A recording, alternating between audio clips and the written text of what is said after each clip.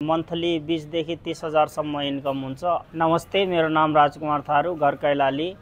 काठमाडौँ आएको 5 महिना भइसक्यो मलाई। अनि म खासमा विदेश जान भनेर घरबाट हिँडेको। आर्थिक अवस्थाको कमीले गर्दा म विदेश जान सकिनँ। अनि नेपालमै केही गर्छु भनेर सोचिरहेको थिएँ। अनि यसो साथीभाइहरूसँग पठाउको बारेमा बुझ्दाखेरि मलाई एकदमै राम्रो लाग्यो। अनि मसँग केही साधनहरू पनि थिएन। अनि उहाँले चाहिँ तपाईसँग केही साधन छैन भने हिँडेर नि पठाउ वर्कर भएर नि काम गर्न सक्नुहुन्छ भनेर भन्नुभयो। अनि म पठाउ अफिसमा गएर पठाउ वर्करको रूपमा जोइन भइहालेँ। अनि मलाई काम गर्न थालेको अहिले 2 महिना जति कम्प्लिट भइसक्यो। म डेली काम मेरो 8 देखि 10 घन्टा हुन्छ।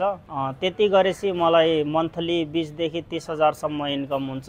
2 महिनामा अहिलेसम्म तपाईँ हेर्न सक्नुहुन्छ 60,000 जति मेरो इन्कम अहिलेसम्म कम्प्लिट भइसक्यो छ। अब म अरू साथीभाइहरूलाई पनि के सल्लाह सुझाव दिन चाहन्छु भनेपछि, यदि तपाईसँग केही साधन छैन भने पनि तपाईहरूले पठाउ वर्करको रूपमा जोइन भएर राम्रो इन्कम गर्न सक्नुहुन्छ।